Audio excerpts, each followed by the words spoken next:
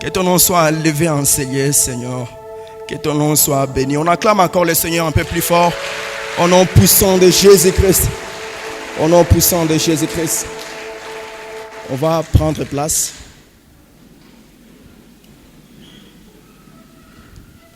Je bénis l'Éternel personnellement pour la grâce qu'il m'accorde encore de me tenir devant vous ce matin. Par le nom, je m'appelle Seth Baïmouka.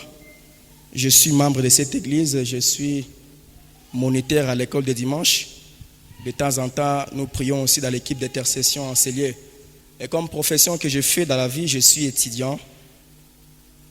Avant peut-être qu'on commence ce message ensemble avec vous, je voudrais encore une fois remercier le comité de la jeunesse pour m'accorder cette confiance-là de venir encore proclamer l'oracle de Dieu devant vous ce matin.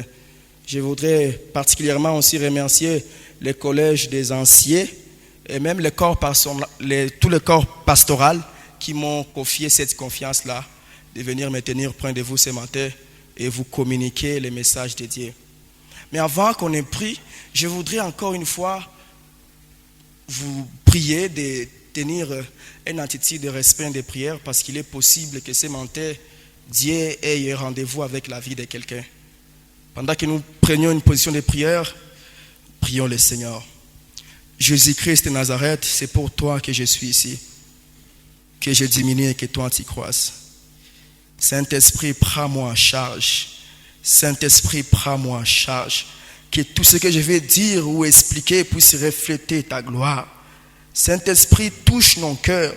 Seigneur Jésus, bénis ton message. Au nom puissant de Jésus-Christ que nous te le prions. Amen. Ce matin, nous allons partager avec vous un thème qui m'a été confié par la jeunesse, intitulé « Comme André et Philippe, parlons de Jésus à notre entourage ». Comme André et Philippe, parlons de Jésus à notre entourage. Sans pour autant décortiquer le thème, nous allons directement prendre notre texte du jour. Ça se trouve dans Jean chapitre 1, versets 40 à 48. Pendant que nous cherchons déjà les passages, nous allons lire la parole de Dieu.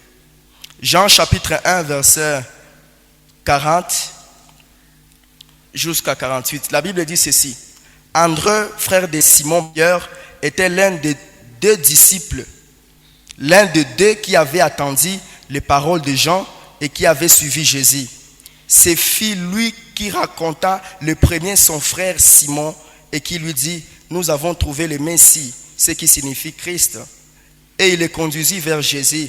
Jésus les a regardés, dit « Tu es Simon, fils de Jonas, tu seras appelé Céphas, ce qui signifie Pierre. » Le lendemain, Jésus voulut se rendre à Galilée et il rencontra Philippe, il lui dit « Suis-moi ». Philippe était de Bethsaïda, de la ville d'André et de Pierre.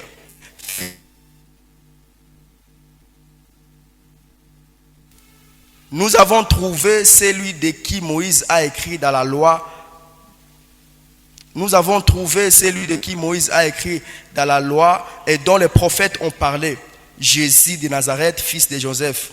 Verset 46. Nathanaël lui dit, peut-il venir de Nazareth quelque chose de bon? Philippe lui répondit, viens et vois. Jésus voyant venir à lui Nathanaël, dit de lui, voici vraiment un Israélite dans lequel il n'y a point de fraude. D'où me connais-tu? Lui dit Nathanaël. Jésus lui répondit, avant que Philippe t'appelle, quand tu étais sous les figuiers, je t'ai vu. Avant de décortiquer certains plans du message de ce matin, je voudrais attirer notre attention sur quelques faits qui attirent notre attention dans ce texte.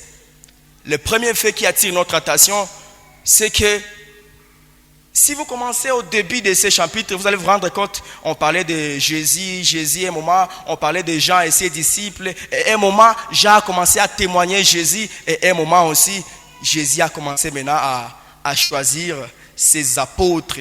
Moi, j'ai préféré utiliser le terme apôtre. Ce qui nous attire l'attention ici, c'est que ce ne sont pas ces apôtres-là qui ont choisi Jésus. C'est Jésus qui a commencé à attirer les apôtres, à les choisir.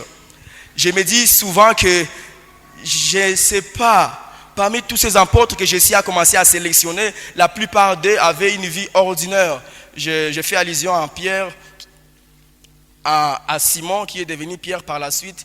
Lui qui était un pêcheur de poissons.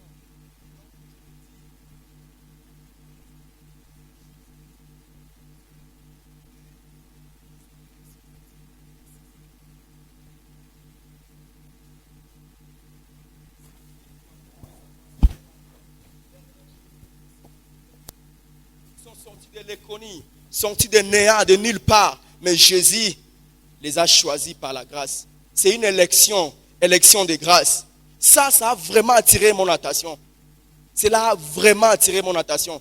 Jésus a choisi des gens ordinaires, sans pour autant que ces gens-là ne puissent choisir. Mais Jésus, à travers sa souveraineté dans l'élection de grâce, choisit.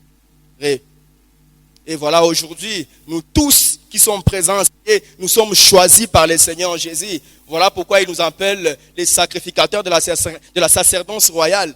On est choisis par le Seigneur. Personne parmi nous n'a payé le prix pour devenir enfant de Dieu comme chrétien. Tout comme personne parmi les apôtres s'est choisi lui-même.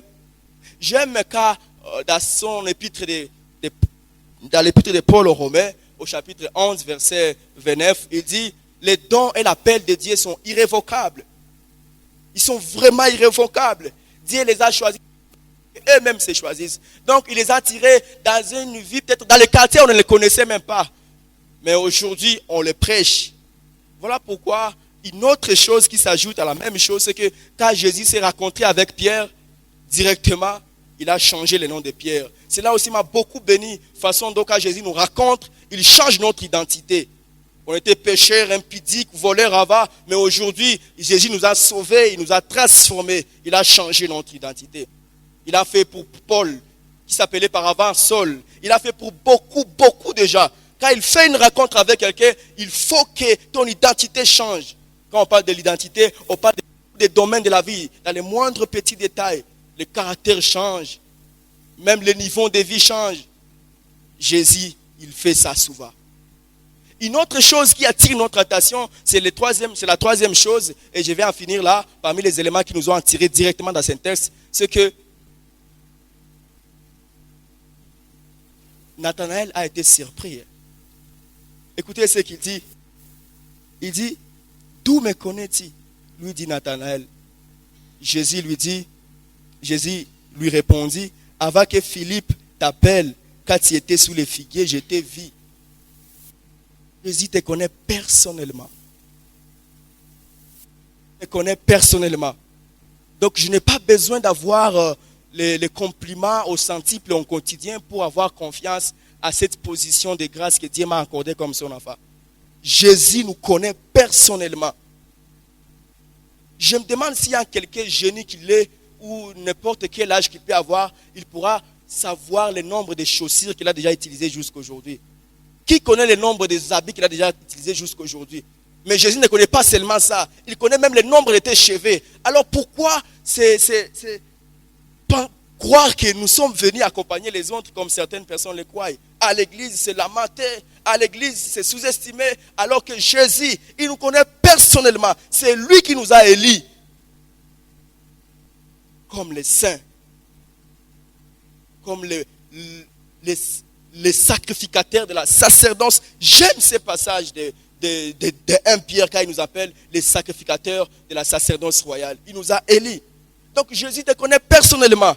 Peu importe le moment que moi je traverse, que toi tu traverses, sachant quand même qu'il y a un Dieu là au ciel qui maîtrise même, j'aime quand on l'appelle même, le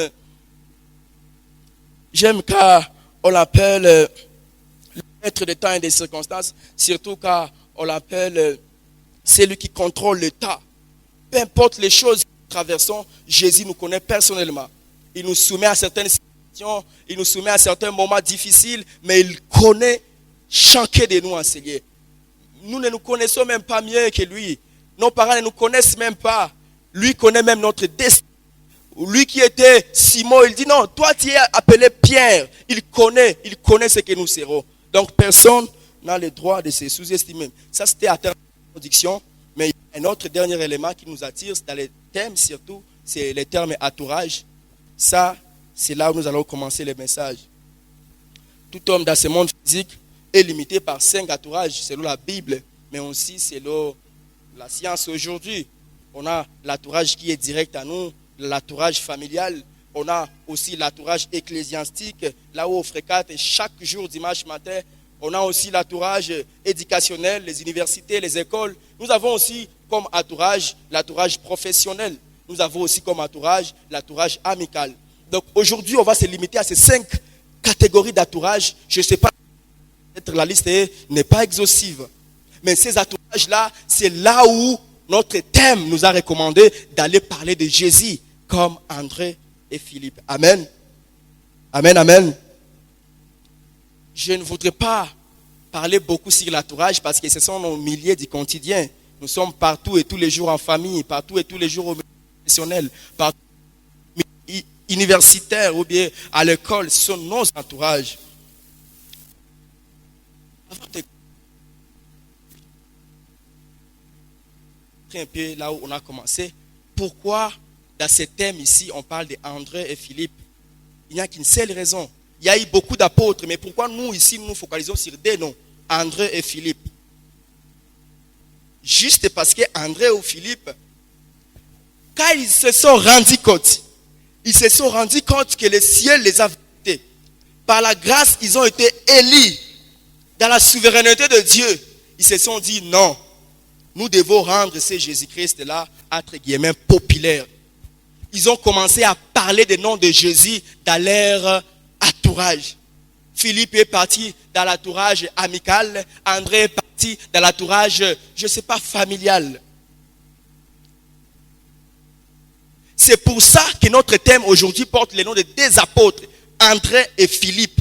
Juste parce qu'une fois, ils se sont rendus compte que le ciel les a visités. Vous allez lire ça au verset 45e. Pourquoi il a identifié ça? Parce qu'il lisait la Bible trop. Il lisait l'Ancien Testament, Philippe, au verset 45. Il lisait trop le Torah. Il a dit, nous avons vu celui dont Moïse en parlait, les apôtres ont parlé. Donc, en passant, je voudrais dire en quelqu'un ce matin que si longtemps on ne lit pas la Bible, on ne saura jamais identifier que le ciel nous a visités. Lui, Philippe, a identifié que le ciel nous a visités. Et lorsqu'il a reconnu cette visitation céleste, il a dit non, ces Messie, on doit les rendre populaires, entre guillemets. On doit commencer à l'évangéliser.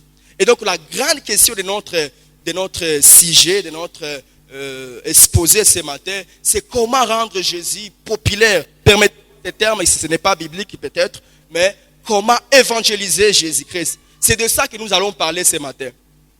C'est exactement de ça que nous allons parler ce matin.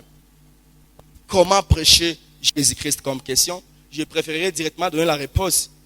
On prêche Jésus par les témoignages. On prêche Jésus par les témoignages. Mais attention, il y a 2 sortes de témoignages. Ouais, j'ai voulu les catégoriser comme ça. Vous allez mieux me comprendre. Il y a les témoignages qui sont non verbaux. Et il y a les témoignages qui sont verbaux. Allons-y. Calmement, vous allez comprendre. Mais avant d'aborder les premières sortes de témoignages, allons-y dire que le deuxième témoignage ne vaut rien. Le deuxième témoignage est stérile, aussi longtemps qu'on ne passe pas dans le respect du premier témoignage non verbal. C'est quoi le témoignage non verbal? Le témoignage non verbal, c'est ce que l'homme le plus sage a appelé la réputation. Si vous lisez dans Ecclésiaste chapitre 7, verset 1er, la Bible dit « Une bonne réputation vaut mieux que bon parfait ». Vous pouvez projeter ces versets. Ecclésiaste chapitre 7, verset 1er, « Une bonne réputation vaut mieux que bon parfait ». Ça, c'est le fondamental dans la dimension de témoignage ou bien de rendre Jésus-Christ populaire. Vous allez le comprendre avec moi. La Bible dit, une bonne réputation vaut mieux que le bon parfait et le jour de la mort que le jour de la naissance. C'est ça ce que j'appelle les témoignages non verbaux. Écoutez, bien-aimés dans le Seigneur, nous sommes dans un siècle à sérieux problèmes. Un siècle dans lequel l'apôtre Paul a dit dans Romains chapitre 2, verset 24, Écoutez ce que l'apôtre Paul dit. Il dit, c'est à cause de vous que mon nom est blasphémé au milieu des païens, comme cela est écrit. Aujourd'hui, pourquoi les gens ne voient pas Christ? Parce que les gens ne voient pas les chrétiens vivre Christ. Alors pourquoi ils vont suivre les Christ et que les chrétiens eux-mêmes ne suivent pas? Bien-aimés dans le Seigneur, Jésus-Christ est là au ciel. Il regrette comment est-ce que nous transformons ces noms. Nous transformons ces noms, les noms qui est sacré. Aujourd'hui, la chrétienté est profanée. Aujourd'hui, nous falsifions Christ. Tout le monde se dit être chrétien. Comme la Bible dit dans Proverbes chapitre 20, le verset 6, il dit, beaucoup de gens proclament leur bonté, mais un homme fidèle, qui les trouvera en tort? Aujourd'hui, tout le monde veut être chrétien, mais personne ne veut vivre Christ. Aujourd'hui, tout le monde veut porter le nom de Christ, mais personne ne veut vivre le Christ là dont parle la Bible. Voilà pourquoi je dis souvent qu'aujourd'hui, nous les chrétiens, nous falsifions Christ. Quand le monde nous voit, il ne voit pas Christ. Alors nous ne les séduisons pas pour Christ. Or Jésus, ce qui nous a appelés, c'est aller au monde, séduire le monde pour lui. Ça ne se fait pas. Pourquoi? Parce que nous ne vivons pas Christ. Comme l'évangéliste Matthieu l'a dit dans Matthieu chapitre 15, les versets 8 à 9. Écoutez ce qu'il dit. Ce peuple m'honore de lèvres, mais son cœur est loin de moi. Nous venons tous les jours à l'église, nous honorons le Seigneur de lèvres, mais à l'extérieur, notre cœur est loin de Christ. Avec ça, on ne peut jamais rendre Jésus-Christ populaire. On ne peut jamais évangéliser Jésus. On ne peut jamais influencer le monde pour Christ. Avec jamais on le fera. Écoutez ce que la Bible dit dans Matthieu chapitre 7, le verset 21. À commencer au verset 21, la Bible dit, ceux qui disent Seigneur, Seigneur, ce ne sont pas que eux qui entreront au ciel là, mais seulement ceux qui font la volonté de Dieu. Les amis, on doit mettre notre vie en ordre pour arriver à parler de Jésus dans notre entourage. Et ça, on peut le faire même sans pour autant ouvrir notre langue. Écoutez cette histoire. C'est pas dans cette ville que ça s'est passé. Il y a eu un étudiant. Heureusement pour lui, il avait déjà terminé son parcours académique. Une fois terminé son parcours académique, comme il était un fervent dans le Seigneur, il mettait sa vie en ordre, il aimait le Seigneur. Jésus-Christ l'a visité un jour. Pendant qu'il dormait, Jésus-Christ lui a dit, mon fils, je t'envoie pour une mission. Va dans tel village, va prêcher mon nom. Écoutez cette histoire. Il a été surpris. Il pensait qu'il commençait une carrière professionnelle. Mais comme il était obéissant comme Noé, comme il avait la foi comme Abraham, comme il avait la confiance en Jésus-Christ comme Ézéchias, il a décidé de répondre à l'appel de Dieu. Paf, le jeune garçon va obéir au Seigneur pour aller dans ces villages-là, pour aller évangéliser Jésus-Christ. Arrivé dans le village, mais bien aimé dans le Seigneur, moi-même, je pouvais être surpris comme ces garçons. Comme on ne peut pas entrer dans les champs missionnaires sans pour autant prier sérieusement. Il a vu Jésus, ce qu'il avait fait. Il avait commencé d'abord à monter sur la montagne pour prier ou même veiller. Mais lui, ces jours-là, il a veillé. Il a pris son temps la nuit, commencé à prier. Il a dit, Seigneur Jésus, j'ai détruit les dominations de ces villages, les principautés. Il a commencé à prier sérieusement. Mais à dépasser à minuit, il va écouter une voix audible. Mon fils, tu n'as pas droit à citer mon nom. Ne parle pas de moi à ce peuple. Ne prêche pas mon nom, mais vis seulement moi. Amen. Vis seulement moi. Les amis, la suite de l'histoire va vous époustoufler. Cet homme a dit, c'est vrai Seigneur, comment est-ce qu'ils vont croire s'ils n'écoutent pas ton nom, s'ils n'écoutent pas que tu sauves, s'ils n'écoutent pas que tu changes la vie de quelqu'un. Écoutez ce que le fils a été tellement époustouflé. Le Seigneur lui a dit, mon fils, t'inquiète pas. Toi, tu n'as pas le droit de parler de mon nom. Commence seulement à me vivre et moi, je vais faire le reste. Oh, le matin, il a commencé à chercher les boulots. Comme il avait étudié à l'université de l'économie, il a trouvé un boulot dans une bonne banque. Il travaille dans la banque.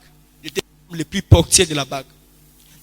Quand il partait puiser de l'eau dans la source, il attendait que tout le monde puisse puiser pour que lui aussi puise par la suite. Et au quartier, on les connaissait comme les conseillers des jeunes.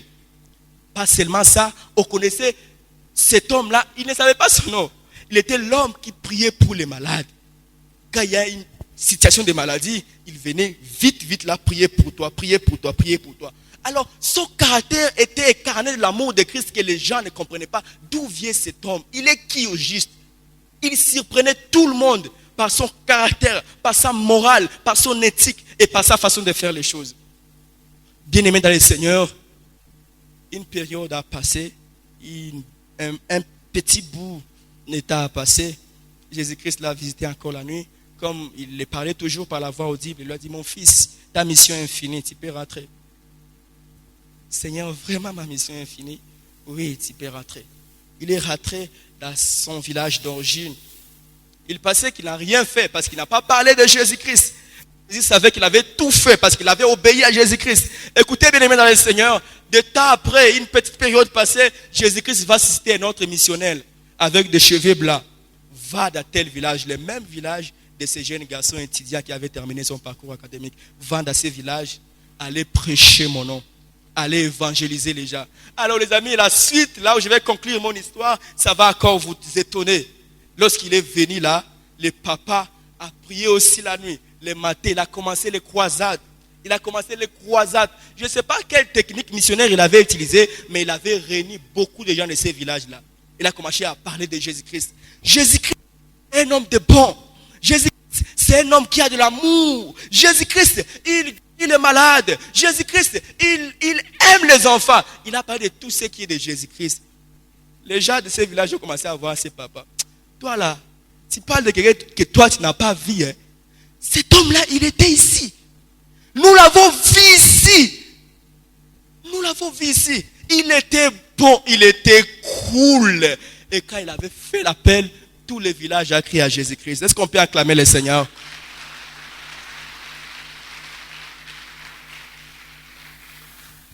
On ne peut pas comprendre le pouvoir du caractère chrétien.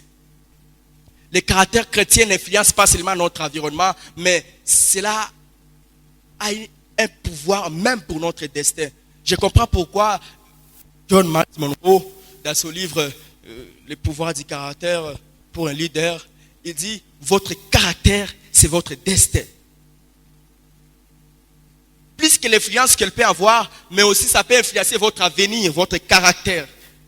Ces jours-là, on a parlé de ces jeunes garçons comme Jésus. Il a dit, nous avons vu Jésus. Et tout le monde a crié à Jésus. On peut être des Jésus de notre entourage. Vous savez quoi?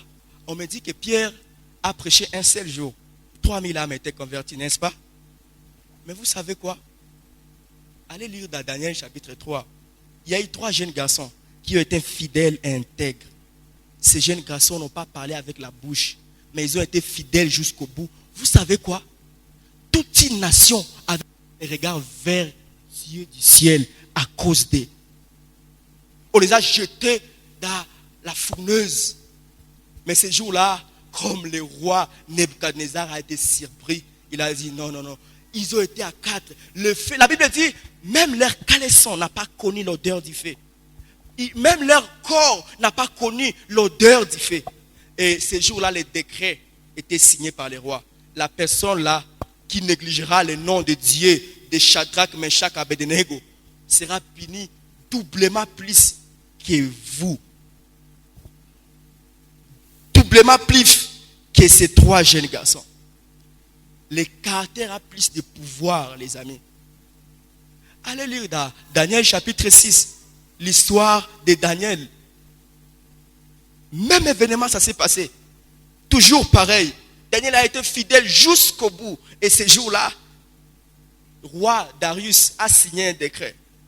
C'est lui qui ne va pas adorer les dieux de Daniel. Allez lire l'histoire. Je ne vais pas l'état. L'état me manquerait pour vous raconter l'histoire. C'est lui qui ne va pas adorer les rois de Daniel. Sera traité directement le pouvoir du caractère. Prêchons Jésus sans parler. Le témoignage non verbal. C'est si puissant que les gens n'ont pas encore découvert les secrets pour essayer un peu à pratiquer ça. Avec ça, on peut beaucoup plus en tirer les gens à l'église. On peut beaucoup plus gagner les âmes en Christ à travers le caractère, à travers notre éthique, à travers notre morale.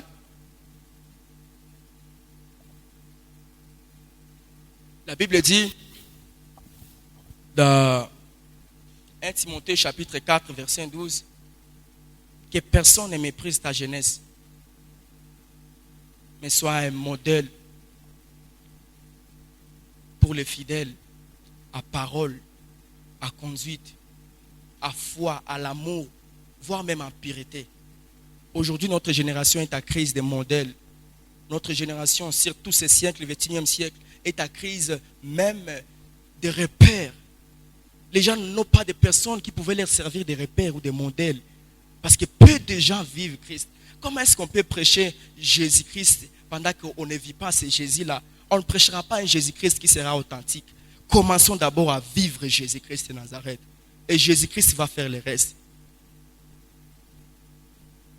Avant d'aborder la deuxième façon de témoigner Christ, qui est la façon non verbale, je voudrais qu'on comprenne une chose.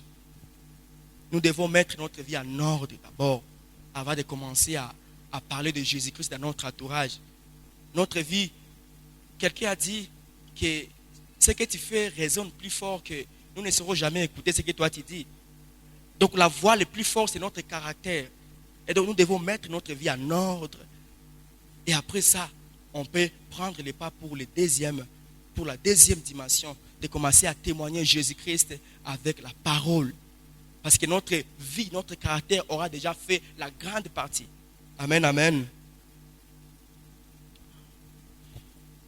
Prenons la deuxième façon de témoigner Christ, qui est le témoignage verbal. Lisons dans Marc chapitre 16, verset 15. Marc chapitre 16, verset 15. Ça, c'est la grande commission que Jésus a donné à ses apôtres, à ses disciples. La Bible dit, puis il leur dit, allez par tout le monde et prêchez la bonne nouvelle à toute la création. Puis il leur dit, allez partout dans le monde et prêchez la bonne nouvelle à toute la création. Ça, les théologiens l'appellent la grande commission, la grande mission de Jésus-Christ. Cette grande commission ne tient pas compte de l'âge, ça ne tient pas compte des domaines professionnels. Je le disais au début que Jésus-Christ a fait de nous les sacrificateurs de la sacerdoce royale. C'est le docteur Daniel Chou, que tu sois sacrificateur, que tu sois roi professionnel, roi propriétaire ou roi positionnel, cette grande commission nous concerne. Je ne passe jamais que un des révérends ou un des pasteurs peut témoigner Jésus-Christ plus efficacement que moi, là où j'étudie. Je ne passe jamais que le pasteur ou un autre serviteur de Dieu peut être efficace dans le témoignage que toi, là où toi tu travailles. Comme le langage que j'ai utilisé là-haut, nous devons rendre Jésus-Christ populaire. On doit prêcher l'évangile. On doit ouvrir notre langue pour prêcher l'évangile. Mais il y a des personnes qui ont des problèmes dans leur conviction. Ils disent que non, moi j'attends les bons moments. Moi j'attends la conviction du Saint-Esprit. Ça, c'est une grande forme de désobéissance. Je donne un exemple. Imaginez-vous un petit menteur, je viens saluer ici un des révérends. Je les salue. Je dis non, je voulais seulement vous saluer, mais je voulais passer un moment ici de prière la journée. Comme les révérends voulaient partir, je donne un exemple. Mais dis bon, comme tu passes toute la journée ici à prière, essaye un peu de nous aider à balayer seulement la cour ici de l'église. Il est parti. Mais écoutez ma logique.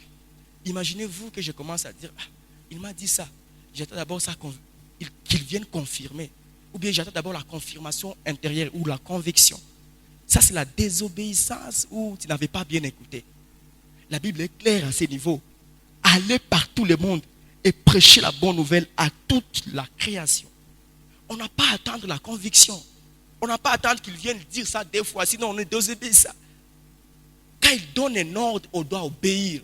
Voilà pourquoi la Bible dit dans 2 Timothée chapitre 4, verset 2, il dit, prêche la parole, insiste en temps et à contre-temps. Donc on n'a pas besoin d'attendre le bon moment pour commencer à parler de Jésus-Christ en Jean. Si vous lisez dans Jean chapitre 4, verset 35, Jésus a train de dire à ses disciples, levez vous-même les yeux. Les champs a blanchi. C'est le moment de la récolte. Nous sommes dans une période de la récolte. Mais où sont les ouvriers pour faire la récolte? Où sont les ouvriers pour faire la récolte? Bien-aimés dans le Seigneur, la grande question que je ne voudrais pas terminer ce message avant de vous la poser, c'est celle-ci. Quelle est la dernière fois où tu as parlé de Jésus-Christ pour quelqu'un? Quelle est la dernière fois où tu as gagné une âme pour Jésus-Christ? Quelle est la dernière fois où tu as gagné une âme pour Jésus-Christ? Ce ne sont pas seulement par des conventions et par des appels ici devant l'autel que les gens vont croire à Jésus-Christ. C'est dans nos entourages du quotidien là-bas, dans nos milieux universitaires. On doit parler de Jésus-Christ. Ce ne sont pas les missionnaires ou bien les pasteurs qui vont le faire. Nous devons rendre Jésus-Christ populaire dans nos entourages de tous les jours. Les amis, nous sommes des désobéissants. Je ne pense pas qu'un jour, la grande étage là peut être remplie de gens si nous continuons avec le fait de croiser les bras jusqu'à aujourd'hui. Si nous continuons avec la léthargie dans l'évangélisation, on ne va pas remplir les gens là-haut. On doit entrer dans les champs missionnaires. L'ordre est déjà donné. On n'a pas à attendre la conviction intérieure. On n'a pas à attendre autre convention ou bien autre campagne d'évangélisation pour le faire. Nous sommes des désobéissants. Moi, je pense qu'on pouvait même confesser sur ça. D'autres personnes pensent que non, leur âge a passé. Mon âge a passé. Aujourd'hui, j'ai 4 ans, mais je l'ai fait quand j'étais jeune. Ce verset-là n'a pas cité l'âge. C'est pour une durée de vie, on doit évangéliser Jésus-Christ. J'ouvre une parenthèse. Aujourd'hui, nous connaissons une sorte de problème. Des problèmes liés à ce qu'on appelle... Je ne sais pas comment est-ce que je vais nommer ça. Mais la plupart des gens liés à ce qu'on appelle les ailes spirituelles. Plus on fait des temps à l'église, quand on ne fait pas attention, nos ailes diminuent. Voilà pourquoi vous allez attendre aujourd'hui les gens qui ont fait 10 ans à l'église, 20 ans à l'église. Nous aussi, on a fait ça, mais c'était le temps qu'on devrait faire ça. Aujourd'hui, notre temps a passé. Les amis, vous connaissez comment est-ce qu'on appelle ça? Tu as perdu seulement tes ailes spirituelles. Beaucoup de gens qui ont fait même 30 ans à l'église, ils disent que non, je l'ai fait ça quand j'étais jeune. Alors pourquoi tu ne le fais pas aujourd'hui? Ils donnent des justifications. Ils disent non, tu vois, c'est votre état. Notre état a passé. Chère église, c'est un ordre pour toute une vie. On doit servir le Seigneur. On doit répondre à la grande commission. C'est un ordre de l'Éternel. La désobéissance en ça, ça fait de nous des désobéissants. En temps et à contre-état. Dans cette même parenthèse, je voudrais toujours insister sur l'affaire des ailes spirituelles. C'est comme une parenthèse, mais je voulais insister ici. Beaucoup de gens ont perdu leurs ailes parce qu'ils ont crié à force de faire beaucoup d'années à l'église. Ils deviennent des gens de l'expérience. Certaines choses, ils ne peuvent pas les faire. D'autres choses, c'est pour la jeunesse. D'autres choses, c'est aux gens qui sont nouveaux dans la foi. Voilà pourquoi ils sont facilement capables de te dire que non, toi tu fais ça seulement parce que tu es un bébé spirituel. Moi je suis mentir, je ne peux pas faire ça comme toi. Bien-aimé dans le Seigneur, évalue un peu tes ailes. Quelles ailes toi tu avais avant et quel est le niveau de tes ailes spirituelles aujourd'hui? Les ailes, si on ne fait pas attention, on perd les ailes dans l'œuvre du Seigneur. Je ne sais pas, dans Jean chapitre 2, verset 17, la Bible dit, les ailes de ta maison me dévorent. Cela, c'est pour toute une vie. Les ailes de la maison de Dieu doivent nous dévorer. Ouvrez un peu ces passages, Jean chapitre 2, verset 17. Je ne sais pas si c'est juste, je l'ai lu avant. Ok, on peut passer. Mais ce que j'ose dire par là, c'est que évalue tes ailes. L'une des épîtres qui était adressée à des chrétiens qui étaient sérieux, des chrétiens qui étaient martyrs, ce sont les chrétiens qu'on appelle les chrétiens d'Éphèse. Mais si vous lisez dans les livres de l'Apocalypse,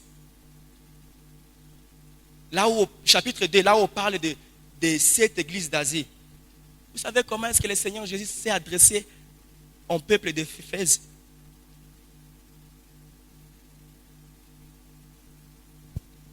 tu as perdu ton premier amour, regarde par où tu es tombé. Répare-toi et reprends tes anciennes ailes. Les gens ont perdu leur zèle à Christ. Et ils commencent à se donner des justifications. On doit être zélé toute la vie. Voilà pourquoi la Bible dit on doit veiller pour ça. On doit sérieusement veiller pour ça. On doit sérieusement veiller pour ça. Que Dieu nous aide à évangéliser à travers nos paroles. On doit déclarer aux gens que Jésus-Christ te sauve. On doit dire aux gens que Jésus-Christ transforme la vie par des témoignages, par des prédications, par des discours dans nos échanges amicaux. La Bible dit dans Ésaïe chapitre 8, verset 20, à la loi et au témoignage, quand on ne parle pas ainsi, il n'y aura pas d'aurore pour les peuples. Il n'y aura pas d'aurore pour les peuples quand on ne parle pas à la loi et au témoignage. Témoigner qu'il y a un Christ qui sauve. Si on ne témoigne pas Christ, donc on ne croit pas à Christ. Si on ne témoigne pas Christ, on ne dit pas qu'il y a un Jésus qui résout les problèmes du péché. Donc nous-mêmes, nous ne croyons pas à ce Jésus-là. En concluant ce message, toujours dans le fait de servir Dieu dans cette grande commission, il y a aujourd'hui ce qu'on appelle la vocation. La plupart des personnes disent, quand on te pose la question, c'est quoi ta vocation? La plupart des gens disent que non, moi je suis sacrificateur. C'est toi avec la vague de la convention. C'est quoi ta vocation? Non, moi je suis un roi professionnel. C'est quoi ta vocation? Non, moi je suis un roi positionnel. Je suis le leader des leaders.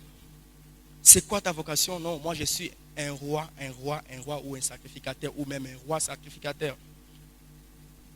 Vous savez que tout ce que les gens citent là, quand on leur pose cette question de quoi ta profession, en réalité ce ne sont pas la profession qu'ils disent. Ce ne sont que des professions qu'ils disent, ce n'est pas la vocation. Quand ils parlent de moi je suis le roi positionnel, professionnel, ça ce n'est qu'une profession. Les chrétiens n'ont qu'une seule vocation. Cette vocation-là s'appelle servir Dieu, répondre à la grande commission, évangéliser les âmes perdues. C'est ça la seule vocation que tous les croyants ont. Et quand on ne le fait pas, on n'est pas vraiment utile pour Dieu. Moi, je ne pense pas si on est sauvé vraiment seulement pour ne pas propager Jésus. Si on ne le fait pas, donc, je pense qu'à un moment donné, entre guillemets, on n'est pas utile pour Dieu. On doit se faire utile pour Dieu. On doit évangéliser en répondant à notre vocation commune. C'est parler de Jésus aux gens qui n'ont pas encore crié à Jésus. Ce qu'on peut savoir de ça, dans toutes ces choses-là, c'est que quand on obéit à la grande commission, ce que nous sommes en train de faire en réalité, c'est continuer la mission de Jésus-Christ de Nazareth. Aujourd'hui, comment Jésus-Christ va gagner les âmes à l'IBTP là où moi j'étudie, si ce n'est pas moi-même? Aujourd'hui, comment Jésus va gagner les âmes à l'ICG si ce n'est pas à Serranet?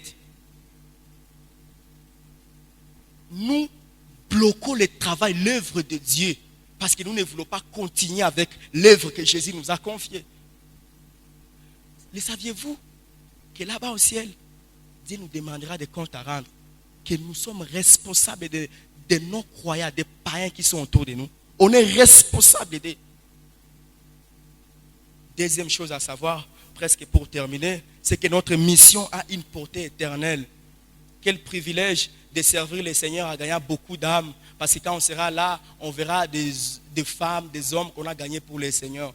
C'est une mission qui a une portée éternelle et Dieu nous récompensera. Notre mission ou la grande commission, c'est un merveilleux privilège parce que nous marquons des billes en faisant ça.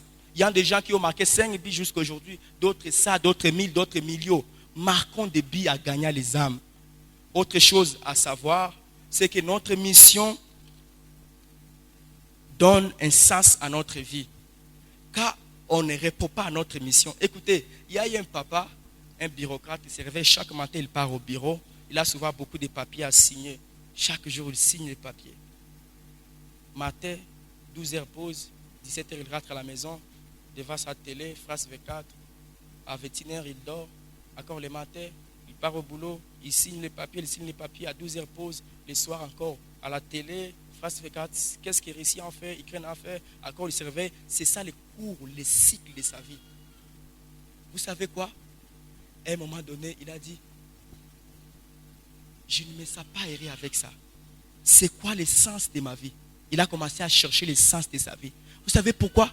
Parce qu'il ne s'est pas fait utile pour Dieu. Quand on ne se fait pas utile pour Dieu, on ne comprendra pas le sens de sa vie. Quand on ne gagne pas les âmes pour Jésus, on ne comprendra pas le sens de sa vie. Je ne suis pas contre les bureaucrates, contre les travailleurs. On doit travailler. Mais à travailler, on doit gagner les âmes pour Jésus dans nos milieux professionnels. On doit servir Jésus. Et là, on verra l'utilité de vivre. Le contraire n'est pas vrai.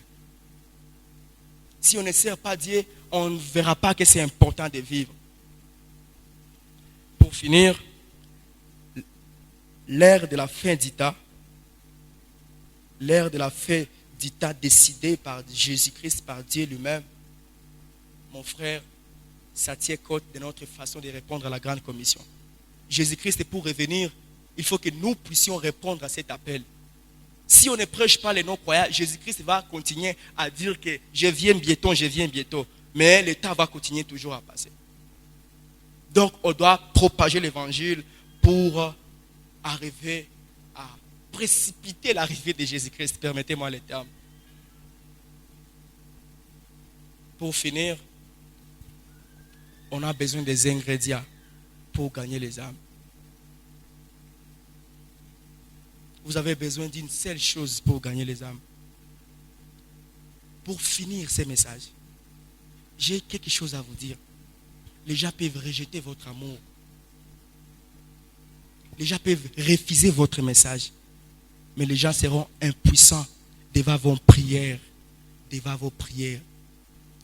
Celui qui s'engagera ce matin de commencer à gagner les âmes pour Jésus-Christ doit commencer à vivre une vie de prière. Sinon, tu peux faire beaucoup d'efforts, mais pour ne pas gagner des scores devant le Seigneur. Bien-aimé dans le Seigneur, à l'église, tout comme dans les endroits de travail, rien n'est plus urgent que la prière. La prière est d'une grande urgence. On a besoin de prier. Parce que quand les prières montent, le ciel descend. La prière nous couvre de sa gloire. Quand on va juste parler des mots, les gens seront brisés dans leur cœur et ils vont croire au Seigneur Jésus. Faudrait-il de continuer à parler? Est-ce que c'est à force de paroles qu'on peut se décider de commencer à influencer notre entourage comme André et Philippe? Moi, je pense qu'on peut juste arroser ces messages. Tu vas te courber un peu. Selon ce que Dieu t'a parlé, tu vas prier le Seigneur. Il est possible que le Saint-Esprit te touche et je dois confesser parce que j'ai désobéi à Dieu. Tu peux ne fût-ce que parler au Seigneur. Ou bien dire, Seigneur, rends-moi capable de propager ta parole dans mon entourage. Ou un mois. Pour peu de temps, tu peux prier le Seigneur. Père éternel, je bénis ton nom parce que tu es tellement fidèle. Ta parole ne tombe pas sur la terre et raterait là-haut sans produire ses effets. Je suis convaincu que ta parole a produit son objectif dans ma vie, dans la vie de mon frère, dans la vie de ma soeur. Seigneur Jésus-Christ, rends-nous capables, par ta grâce, de vivre cette parole, de propager ta parole, l'évangile qui est notre puissance, à nous qui croyons à toi. Donne-nous à propager cet évangile autour de nous, à l'université et partout ailleurs. Bénis mon frère et rends-lui capable. Donne-lui cette grâce-là, mon Dieu, mon roi. Seigneur, merci parce que tu vas faire au-delà de notre attendement, au nom puissant de Jésus-Christ. Que Dieu vous bénisse.